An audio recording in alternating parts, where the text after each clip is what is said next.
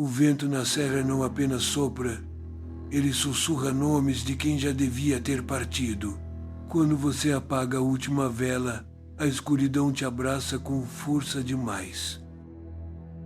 Eu sou o Pedro e achei que tinha escapado dessa cidadezinha esquecida em Minas. Mas o enterro do Lucas me puxou de volta para a base da Serra dos 13 Cruzeiros, onde o corpo dele foi encontrado frio e retorcido. O reencontro com a Ana não foi um abraço de consolo, foi um lembrete do nosso pecado.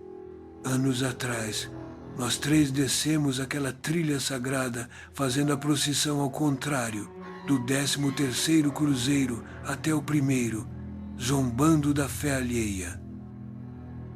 A gente ria enquanto apagava as velas dos fiéis, sem saber que estávamos assinando um contrato de sangue.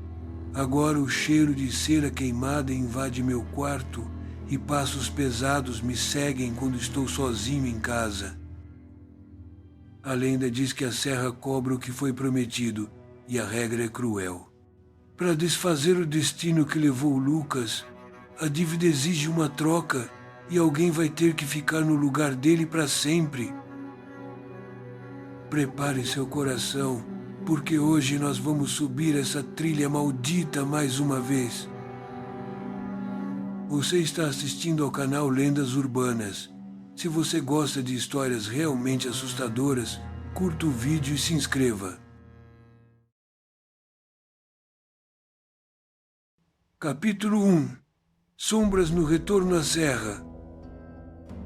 10 anos. Esse foi o tempo exato que eu levei para criar coragem e colocar os pés de volta naquela terra vermelha e poeirenta. A estrada que leva até a cidade sempre foi ruim, cheia de curvas traiçoeiras que parecem tentar jogar o carro para fora do asfalto a qualquer custo. Mas dessa vez, o caminho parecia mais longo e muito mais pesado. O ar-condicionado do carro não dava conta de vencer o calor abafado que entrava pelas frestas, trazendo aquele cheiro de mato queimado e terra seca. Eu não estava voltando para visitar a família ou para matar a saudade dos velhos tempos. Eu estava voltando porque o Lucas, meu melhor amigo de infância, tinha morrido. E não foi uma morte qualquer, daquelas que a gente aceita com tristeza e resignação. O corpo dele tinha sido encontrado na base da Serra dos 13 Cruzeiros. A polícia disse que foi acidente, que ele escorregou durante uma caminhada noturna. Mas quem conhece aquela cidade sabe que ninguém sobe a serra à noite para caminhar. Quando a placa de bem-vindo apareceu, quase engolida pelo mato alto na beira da estrada, senti um frio na espinha que não tinha nada a ver com a temperatura. A cidade parecia parada no tempo, como uma fotografia velha que começou a amarelar e descascar nas bordas. As ruas estavam vazias, mesmo sendo pouco depois do almoço. As janelas das casas antigas estavam fechadas, como se as construções tivessem olhos e preferissem não ver quem estava chegando. Estacionei perto da igreja matriz, onde o velório estava acontecendo. O sino da torre tocou 2 vezes, um som metálico e seco que ecoou pela praça deserta. Parecia um aviso, ou talvez uma sentença. Ao descer do carro, senti o peso dos olhares. Havia alguns velhos sentados nos bancos da praça, com seus chapéus de palha e rostos curtidos pelo sol. Eles pararam de conversar assim que pisei no chão. Eles sabiam quem eu era. Na cidade pequena, a memória é longa e rancorosa. Eu era o garoto que foi embora, o que abandonou as raízes para viver na capital. E pior, eu era um dos 3 que anos atrás tinham desrespeitado a tradição mais sagrada do lugar. Entrei na igreja com a cabeça baixa, tentando evitar o contato visual. O cheiro de incenso e flores de velório era enjoativo, misturado com o odor de cera velha derretida. O caixão estava no centro, cercado por 4 velas grossas que queimavam com chamas inquietas. Me aproximei devagar. Ver o Lucas ali imóvel foi como levar um soco no estômago. Ele parecia mais velho do que os 30 anos que tinha. O rosto estava pálido, mas havia algo estranho na expressão dele.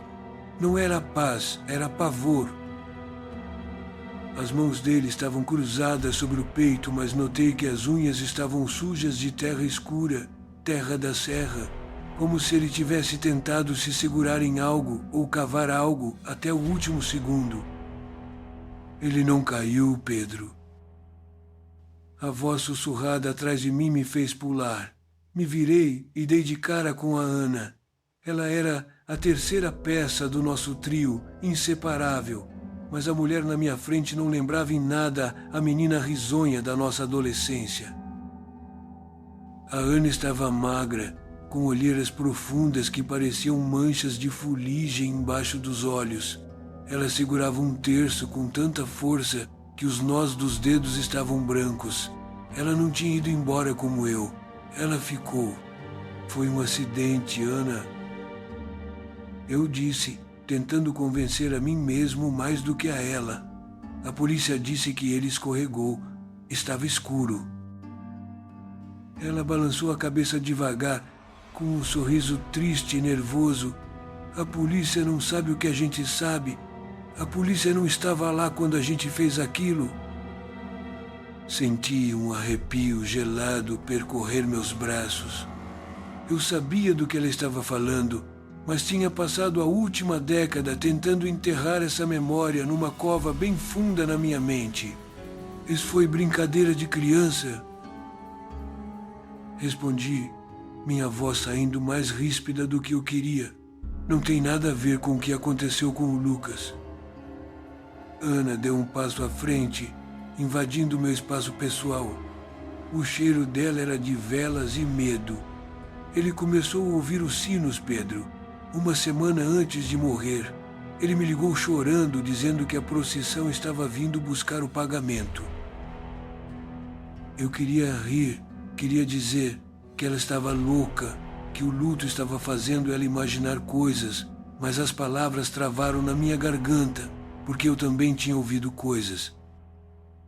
No meu apartamento na cidade grande, longe de tudo isso, eu acordava no meio da noite com o som distante de uma ladainha. Achei que fosse o vizinho ou o estresse do trabalho. Mas agora, olhando nos olhos apavorados da Ana, a dúvida plantou uma semente gelada no meu peito. A gente quebrou a promessa. Ela sussurrou, olhando para o caixão do Lucas. A gente subiu ao contrário. A gente zombou. E a serra não esquece. Ela cobra juros. O padre começou a rezar em latim, ou algo parecido, e o som das vozes repetindo as orações encheu a igreja. Parecia um zumbido de abelhas furiosas. Eu precisava sair dali. O ar estava ficando rarefeito. Vou tomar um ar? Murmurei, me afastando dela antes que ela pudesse dizer mais alguma loucura. Saí para a lateral da igreja, onde o vento da tarde começava a esfriar. O sol estava se pondo, tingindo o céu de um roxo machucado, quase preto, e foi então que eu olhei para cima. A Serra dos 13 Cruzeiros se erguia como uma muralha escura contra o horizonte. Era impossível não olhar para ela. A cidade inteira vivia na sombra daquela montanha. Lá no alto, mal dava para ver os cruzeiros. Eram apenas vultos, palitos finos espetados na crista da serra, mas eu sabia exatamente onde cada um estava. Eu sabia o caminho de cor, mesmo depois de tanto tempo. A neblina começava a descer, cobrindo o topo como um véu branco e espesso. Era uma neblina que não parecia natural. Ela se movia rápido demais, engolindo as árvores e as pedras. Meus olhos se fixaram no ponto onde ficava o 7º cruzeiro. Foi perto dali que acharam o Lucas. Tentei imaginar o que ele estava fazendo lá em cima, sozinho, no meio da noite. O que teria levado um homem adulto, racional, a subir aquela trilha maldita. De repente tive a sensação nítida de que estava sendo observado, não pelos velhos na praça, nem pelas pessoas no velório. A sensação vinha de cima, da serra. Era como se a montanha fosse um animal gigantesco que tinha acabado de acordar e percebido que a presa tinha voltado para a toca. O vento mudou de direção, trazendo um som que me fez travar a respiração. Não era o sino da igreja, era um som mais grave, mais distante.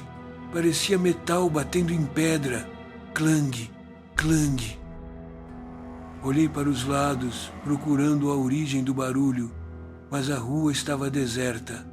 O som vinha da neblina, vinha do topo da serra. Ana apareceu na porta lateral da igreja. Ela não disse nada, apenas parou ao meu lado e olhou para a mesma direção que eu. O rosto dela estava banhado pelas sombras do entardecer.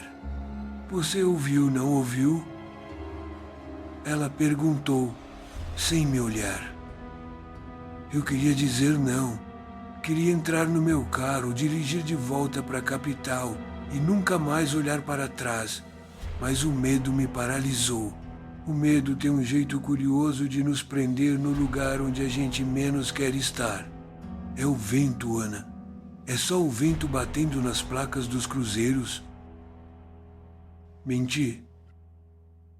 Ela se virou para mim e pela primeira vez vi uma lágrima escorrer pelo rosto sujo de maquiagem borrada. O Lucas disse a mesma coisa.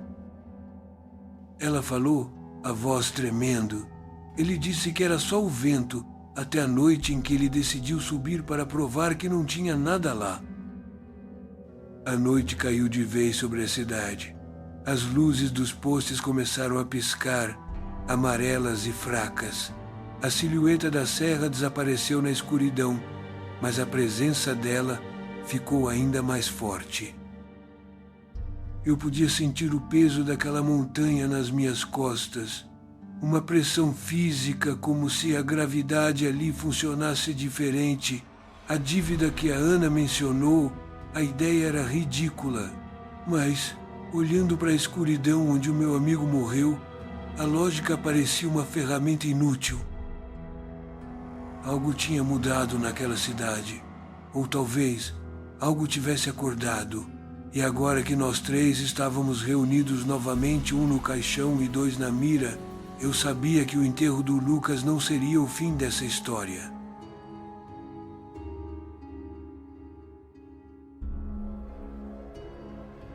Seria apenas o começo da cobrança.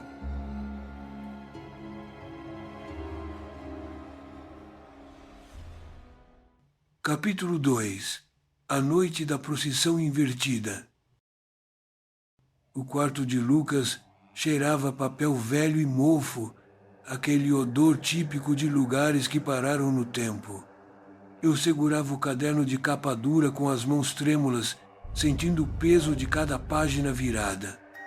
Não era apenas um diário de adolescente, era um mapa da nossa condenação. A letra dele, na época garranchosa e cheia de pressa, descrevia a noite que eu tentei esquecer por 15 anos. Era o dia 2 de novembro, dia de finados, e a cidade inteira cheirava crisântemo e vela queimada. Nós éramos jovens, estúpidos e, acima de tudo, entediados com a fé cega daquele buraco no meio do mapa. Lembro de ter olhado para a Serra dos 13 Cruzeiros naquela noite e sentido uma raiva inexplicável. Aqueles mouros controlavam tudo, desde a economia até o medo das velhas na calçada. Eu queria provar que não havia nada lá em cima além de madeira podre e superstição barata. Foi minha ideia, e o diário de Lucas deixava isso dolorosamente claro em tinta azul desbotada. O Pedro disse que a gente tem que desafiar. Ele escreveu. Ele disse que se subirmos rezando, temos que descer desfazendo. A regra que inventamos, baseada nos sussurros que ouvíamos dos bêbados na praça, era simples e aterrorizante. Deveríamos subir pela trilha lateral, sem ser vistos até o 13º cruzeiro, o mais alto de todos. E então, quando o sino da igreja batesse 11h30, a descida começaria. Não era apenas descer, era caminhar de costas, olhando para o topo, negando o caminho da romaria. Para cada cruz que passássemos, deveríamos apagar uma vela deixada pelos fiéis. Era o ritual da procissão invertida, uma afronta direta a tudo que aquela gente acreditava. Lembro do frio que fazia quando chegamos lá em cima, suados e com o coração disparado pela mistura de adrenalina e cachaça barata. A neblina cobria a cidade lá embaixo, transformando as luzes das casas em borrões fantasmagóricos. Ana estava pálida, segurando o casaco com força, mas eu não deixei ninguém desistir. É só uma brincadeira, eu disse, rindo alto para espantar o silêncio da mata. O som da minha risada morreu rápido, absorvido pelas árvores como se a serra estivesse com fome. Nos posicionamos no 13º cruzeiro, uma estrutura de concreto manchada de cera e fuligem. Começamos a descer de costas, tateando o chão irregular com os calcanhares. O primeiro movimento foi apagar a vela grossa de 7 dias que queimava na base da cruz. Quando soprei a chama, a escuridão pareceu saltar sobre nós, mais densa e pesada do que o normal. Menos um pedido. Eu zombei, sentindo um prazer perverso em desfazer a prece de alguém. Lucas riu de nervoso, um som agudo que me irritou na época, mas que agora ecoa na minha cabeça como um aviso. Descemos para o 12º, depois o 11º, repetindo o gesto profano. A cada vela apagada, a trilha ficava mais escura e o frio mais intenso. Era como se estivéssemos fechando portas, uma por uma, nos trancando do lado de fora da proteção divina. No 9º cruzeiro, Ana tropeçou e quase caiu, mas eu a segurei pelo braço com força excessiva. Não olha para trás. Eu ordenei, lembrando da regra que eu mesmo tinha imposto. Olhar para trás seria olhar para a cidade, para a segurança, para o futuro. Nós tínhamos que manter os olhos fixos no topo, na escuridão que deixávamos para cima. Foi no 7º cruzeiro que a atmosfera mudou de verdade, pesando sobre nossos ombros como chumbo. Havia dezenas de ex-votos ali, fotos de crianças, muletas velhas, fitas coloridas amarradas na madeira. O vento parou de repente e o silêncio absoluto da serra gritou nos nossos ouvidos. Não havia grilos, nem corujas, nem o som da água correndo nas pedras, nada. Lucas parou, a respiração ofegante formando nuvens brancas no ar gelado. Tem alguém subindo? Ele sussurrou, os olhos arregalados fixos na trilha abaixo de nós, que não podíamos ver. Eu aguçei os ouvidos, mas não ouvi passos, apenas o bater descompassado do meu próprio coração. Não tem ninguém, seu idiota. Retruquei, mas minha voz saiu falhada. Para provar minha coragem, chutei um pote de barro com flores murchas que estava aos pés da cruz. O barulho do barro quebrando foi alto demais, violento demais para aquele lugar sagrado. Foi nesse momento, segundo o diário que agora eu lia com horror, que selamos o pacto. Eu não apenas apaguei a vela, eu cuspi na chama, extinguindo a luz com desprezo. Se essa serra tem dono, eu gritei para o breu, que ele venha cobrar o aluguel. Ana começou a chorar baixinho, pedindo para irmos embora, para corrermos. Mas a regra dizia que tínhamos que terminar antes da meia-noite, ou ficaríamos presos no caminho. Continuamos descendo, cruz após cruz, apagando luz após luz, mergulhando na cegueira total. A sensação era de que, a cada passo para trás, algo se aproximava de nós vindo de cima. Não eram passos físicos, mas uma pressão. como se o ar estivesse sendo deslocado por corpos invisíveis. Chegamos ao terceiro cruzeiro faltando poucos minutos para meia-noite. Lucas estava pálido como cera, murmurando uma oração que ele não tinha coragem de terminar. Eu o empurrei, forçando-o a continuar o ritual, forçando-o a apagar a vela dele. Quando chegamos ao primeiro cruzeiro, na base da serra, estávamos exaustos e aterrorizados. Havia apenas uma vela acesa ali, iluminando uma imagem desgastada de um santo sem rosto. Nós três paramos, ofegantes, cercados pela neblina que agora parecia ter vida própria. Era a hora do pedido, o encerramento da brincadeira que tinha ido longe demais. Eu deveria ter pedido proteção ou pedido desculpas ou simplesmente calado a boca. Mas a arrogância da juventude é uma doença que nos faz acreditar que somos imortais. Eu desejo que a gente nunca mais precise pisar nessa cidade. Eu disse, olhando para a chama, e para garantir. Completei, com um sorriso trêmulo, eu deixo a dívida em aberto. Apaguei a última vela exatamente quando o sino da igreja começou a bater meia-noite.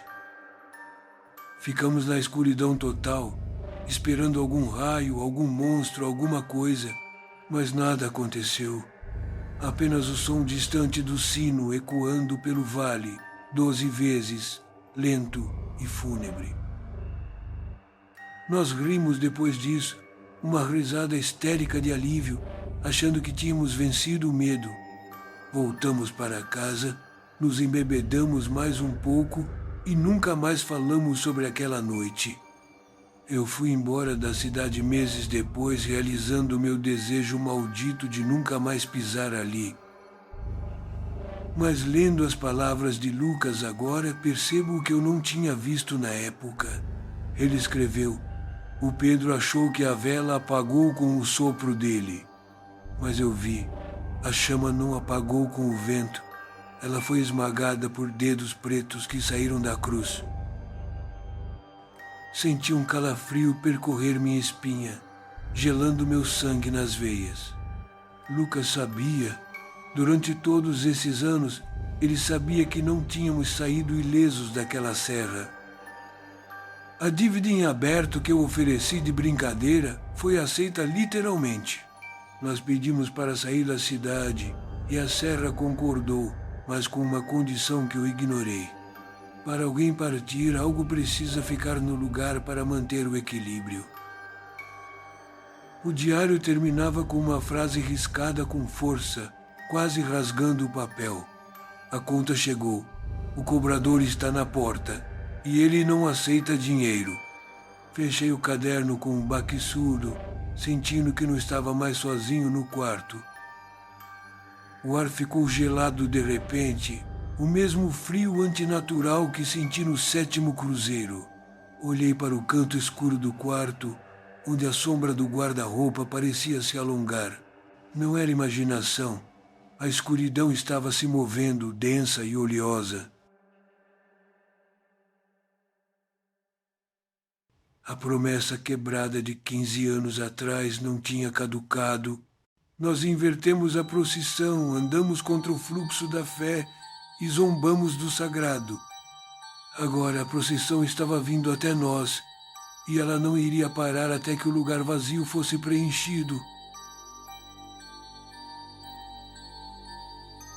Capítulo 3. Quando o cobrador bate à meia-noite. O silêncio que tomou conta da sala de estar da avó Diana não era vazio, era pesado. Parecia que o ar tinha ficado mais denso, como se a própria casa estivesse prendendo a respiração com medo do que tínhamos acabado de admitir. Eu queria rir, queria dizer que era tudo bobagem de adolescente traumatizado, mas as palavras morreram na minha garganta quando a luz do corredor piscou.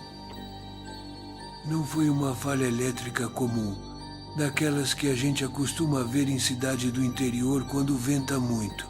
A lâmpada não apagou de vez, ela diminuiu a intensidade, ficando num tom alaranjado e doentio, muito parecido com a luz de uma vela de cera velha. Ana se encolheu no sofá, abraçando os próprios joelhos, e eu vi o terror genuíno nos olhos dela.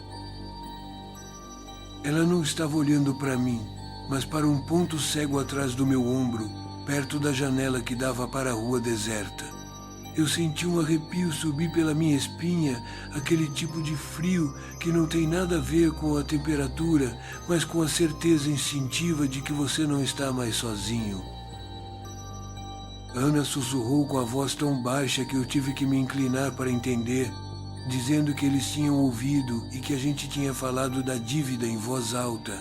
Eu tentei manter a racionalidade, aquele escudo lógico que eu construí durante anos morando na capital, longe das crendices da serra. Abri a boca para dizer que era só coincidência, que o estresse do enterro do Lucas estava mexendo com a nossa cabeça. Mas antes que eu pudesse soltar qualquer som, eu ouvi. Começou baixo, vindo de lugar nenhum e de todos os lugares ao mesmo tempo. Era um som rítmico e arrastado, como passos pesados sobre terra batida e pedra solta. Era o barulho inconfundível de uma procissão subindo a ladeira, mas não havia ninguém na rua lá fora. Corri até a janela e puxei a cortina com força, esperando ver algum bêbado ou um grupo de fiéis atrasados. A rua estava vazia, banhada apenas pela luz amarela e fraca dos postes municipais. O asfalto estava seco e o vento estava parado, mas o som dos passos continuava cada vez mais alto e cada vez mais perto da porta da frente. Ana gritou para eu não abrir, saindo do transe e pulando do sofá para segurar meu braço. Ela me lembrou da regra antiga, dizendo que quem olha para trás na procissão invertida caminha com os mortos. Eu me soltei dela, sentindo meu coração bater na garganta como um tambor descompassado. Aquilo não podia ser real, tinham que ser apenas sons ou alucinações auditivas causadas pelo cansaço e pela culpa.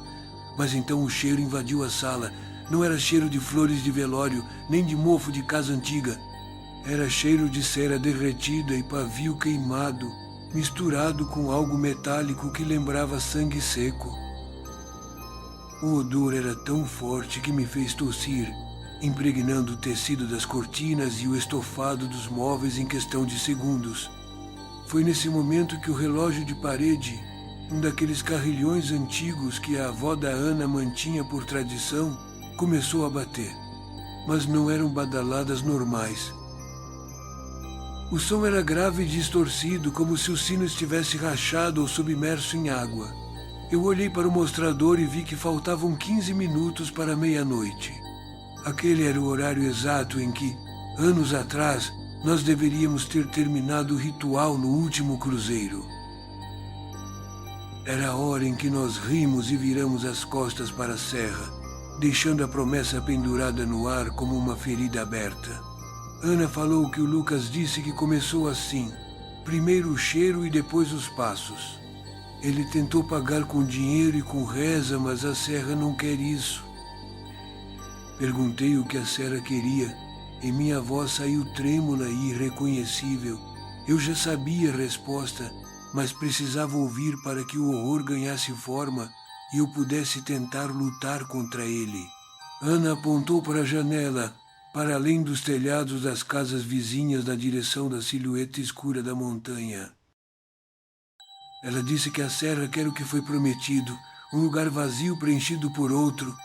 Eu não queria olhar, cada fibra do meu corpo gritava para eu me esconder debaixo da mesa e esperar o sol nascer.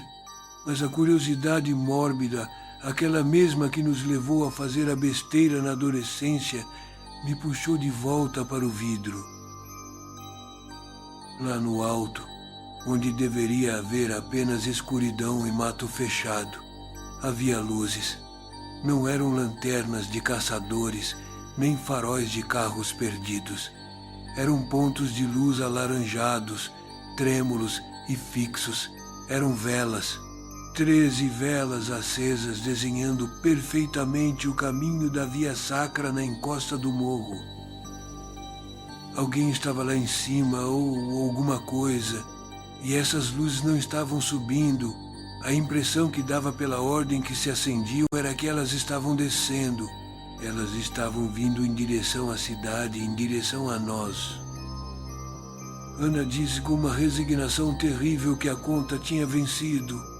O Lucas foi apenas o aviso e o cobrador estava descendo para buscar o pagamento principal. Se a gente ficasse ali dentro daquela casa, a gente morreria antes do amanhecer. Senti uma pontada aguda no meu braço esquerdo, no mesmo lugar onde anos atrás eu tinha me arranhado num arame farpado perto do terceiro cruzeiro. Puxei a manga da camisa e o que eu vi fez meu estômago revirar. A cicatriz antiga, que já estava branca há mais de uma década, estava vermelha e viva. Não havia sangue escorrendo, mas a pele pulsava quente como brasa. Era uma marca, um recibo de que a dívida estava ativa e correndo juros. Eu olhei para Ana e vi que ela esfregava o pulso, escondendo uma marca semelhante. A constatação caiu sobre mim como uma pedra e eu disse que a gente não podia fugir. Se a gente pegasse o carro e saísse da cidade, o acidente aconteceria na estrada. Se a gente se trancasse, o teto desabaria. A morte do Lucas não foi um acidente, foi uma execução por falta de pagamento. Ana assentiu devagar, caminhando até a estante e pegando a chave do carro dela e 2 lanternas pesadas que estavam na gaveta. Ela me jogou uma das lanternas e o peso do objeto na minha mão parecia uma arma, ou talvez apenas uma ferramenta para cavar nossa própria cova. Ela disse firme que a gente tinha que ir até lá. A única forma de cancelar um ritual é terminando ele. A gente tinha que subir e fazer o que não tivemos coragem de fazer naquela noite. Perguntei se daria tempo, olhando para o relógio onde os ponteiros avançavam impiedosos. Faltavam 10 minutos para meia-noite. A lógica dizia que era impossível subir a serra nesse tempo, mas a lógica já tinha ido embora quando senti o cheiro de vela queimada dentro de uma sala fechada. Ana respondeu abrindo a porta da frente, deixando o vento frio da noite entrar com violência. Ela disse que o tempo na serra é diferente do tempo aqui embaixo, mas que a gente precisava entrar na trilha antes da última badalada. Saímos para a rua deserta e o som dos passos arrastados tinha parado, mas a sensação de observação era 1000 vezes pior. As sombras dos postes pareciam se alongar, tentando agarrar nossos tornozelos. O carro de Ana estava estacionado no meio-fio, parecendo um refúgio frágil de metal e vidro. Enquanto ela dava partida no motor, eu olhei uma última vez para o alto da Serra dos 13 Cruzeiros. As luzes das velas pareciam brilhar mais forte, como um convite ou uma boca aberta esperando para nos engolir. Nós não estávamos indo para um passeio. Nós estávamos indo pagar uma dívida. Eu sabia com toda a certeza do mundo que nem todos nós voltaríamos para casa essa noite. O carro arrancou, cantando pneu no asfalto frio, rasgando o silêncio da cidade dorminhoca. A corrida contra o destino tinha começado e o cobrador estava impaciente. Capítulo 4. A última escolha na Serra dos 13 Cruzeiros. O motor do carro estalou quando desliguei a chave, um som metálico e seco que morreu rápido na escuridão da base da serra. Não havia lua naquela noite, apenas uma massa de nuvens pesadas que sufocava as estrelas e deixava o topo dos morros invisível. Ana estava imóvel no banco do passageiro, com as mãos apertadas em volta de um terço velho de madeira, os nós dos dedos brancos de tanta força. Eu queria dizer alguma coisa para acalmar o ambiente, mas a minha própria garganta estava seca, travada por um medo primitivo que eu não sentia desde criança. Lá fora o vento não soprava, ele uivava abaixo, correndo por entre as árvores tortas como se a própria terra estivesse respirando com dificuldade. Abrimos a porta do carro e o frio nos atingiu como um tapa na cara. Um gelo que não parecia natural, mas sim algo que vinha de dentro da pedra. A trilha de terra batida começava logo à frente, marcada pelo primeiro cruzeiro de concreto, manchado de cera derretida e fuligem de anos de promessas. Ana olhou para o topo, onde a neblina engolia o caminho, e sussurrou que a gente não devia ter voltado, que a serra já tinha levado o que queria. Mas nós dois sabíamos que não era verdade. A serra não queria apenas uma parte, ela queria a dívida toda quitada.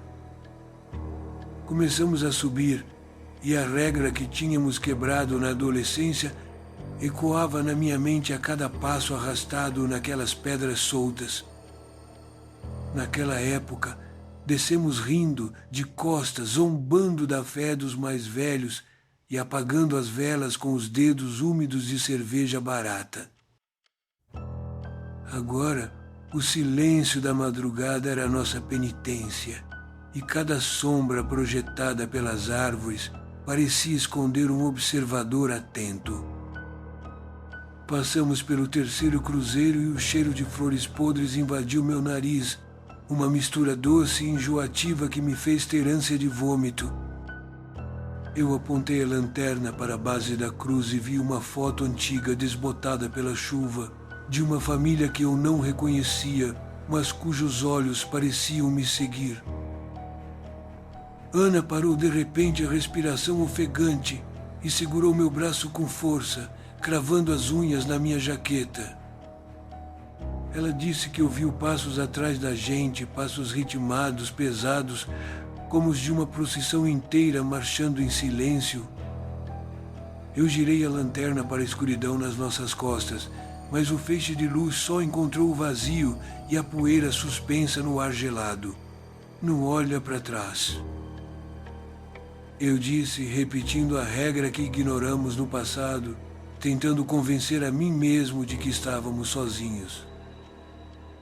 Continuamos a subida, e a serra parecia ficar mais íngreme, como se a gravidade ali funcionasse de um jeito diferente, puxando a gente para baixo. No quinto cruzeiro, a neblina ficou tão densa que eu mal conseguia ver os meus próprios pés, e o mundo se resumiu ao som das nossas respirações descompassadas. Foi ali que eu comecei a ouvir também. Não eram passos, mas sussurros, vozes baixas rezando uma ladainha que não tinha palavras reconhecíveis. Parecia o som de muitas pessoas rezando ao mesmo tempo, mas em uma língua que soava como terra sendo jogada em cima de um caixão. Tentei focar na subida, mas a imagem do Lucas morto, pálido e frio, invadiu minha mente com uma clareza brutal. Eu lembrava dele rindo naquela noite, 15 anos atrás, dizendo que tudo aquilo era bobagem de gente atrasada, que a gente era dono do próprio destino. Chegamos ao sétimo cruzeiro, o ponto exato onde o corpo dele tinha sido encontrado, e a temperatura despencou de uma vez. Havia marcas no chão, a terra revirada como se alguém tivesse lutado ali, ou como se algo tivesse sido arrastado para o meio do mato. Ana caiu de joelhos, chorando baixo, e começou a pedir perdão, a voz dela tremendo enquanto misturava orações com soluços de pavor. Eu tentei puxar ela para cima, mas o peso dela parecia o de uma estátua de chumbo, presa ao solo por uma força invisível. Foi quando eu vi, no limite da luz da lanterna, uma silhueta parada ao lado da cruz, imóvel como uma das árvores. Meu coração parou por um segundo. A forma tinha a altura do Lucas, o mesmo jeito desengonçado de ficar parado com os ombros caídos. Pisquei os olhos e a figura sumiu, desfeita em fumaça e neblina, mas a sensação de estar sendo julgado permaneceu, pesada e sufocante. Nós precisávamos continuar. Precisávamos chegar ao 13º cruzeiro antes que a coragem ou a sanidade nos abandonasse de vez. Arrastei Ana pelo braço, ignorando os protestos dela, forçando nossos corpos cansados contra a inclinação cruel da montanha. A cada novo cruzeiro que passávamos, a pressão nos ouvidos aumentava, como se estivéssemos mergulhando em águas profundas. As velas que alguém tinha deixado no 9º cruzeiro estavam apagadas, mas os pavios ainda soltavam uma fumaça fina, como se tivessem sido extintas segundos antes da nossa chegada. Eu sentia que estávamos andando em círculos, que a serra estava brincando com a nossa percepção, esticando o caminho para nos cansar. Mas então o vento limpou um pouco da neblina e vimos o topo, marcado pela silhueta imponente do último cruzeiro contra o céu cinzento. Não havia alívio na chegada, apenas a certeza de que o tribunal estava montado e a sentença estava prestes a ser lida. O 13º cruzeiro era maior que os outros, feito de madeira grossa e escura, amarrado com fitas que o tempo transformou em trapos podres. Paramos diante dele, exaustos, suados apesar do frio, e o silêncio da serra foi quebrado apenas pelo som do vento batendo nas fitas. Ana se levantou, limpando a terra dos joelhos, e olhou para mim com um olhar que eu nunca tinha visto nela antes. Era um olhar de resignação, de quem finalmente entendeu a matemática cruel daquela maldição antiga. A lenda dizia que, para desfazer o nó, o ritual precisava ser completado, mas a promessa quebrada exigia um saldo. Nós éramos 3 quando subimos para zombar, e a serra exigia 3 destinos selados para fechar a conta que deixamos em aberto. Lucas já tinha ido, levado com uma primeira parcela daquele contrato de sangue que assinamos sem ler. Estávamos nós 2 vivos e pulsantes, diante da madeira velha que parecia beber a pouca luz que restava na noite. Eu sabia, e Ana sabia também, que não bastava rezar ou pedir desculpas. A entidade que habitava aquelas pedras não aceitava palavras. Ela queria uma troca. O ar ficou parado, pesado como chumbo, e uma voz que não era humana sussurrou dentro da minha cabeça, clara como cristal. Ela não usava palavras, mas impunha uma ideia, uma escolha impossível que fez meu estômago revirar de terror. Para que um de nós pudesse descer aquela trilha e viver, o outro precisava ficar ali, não como visitante, mas como parte da serra. Olhei para Ana e vi que ela também tinha ouvido. As lágrimas escorriam pelo rosto dela, brilhando na luz fraca da lanterna. A dívida estava sendo cobrada com juros e o prazo tinha acabado naquele exato momento. Eu abri a boca para falar, para tentar negociar com o impossível, mas o som dos sinos da cidade lá embaixo começou a tocar. Eram badaladas lentas, fúnebres, que não deviam estar acontecendo àquela hora da madrugada, marcando o tempo que nos restava. Alguém tinha que escolher, e a escolha tinha que ser feita agora, antes que a neblina nos engolisse para sempre. Ana deu um passo à frente, em direção à cruz, e eu senti o gosto metálico do medo inundar a minha boca.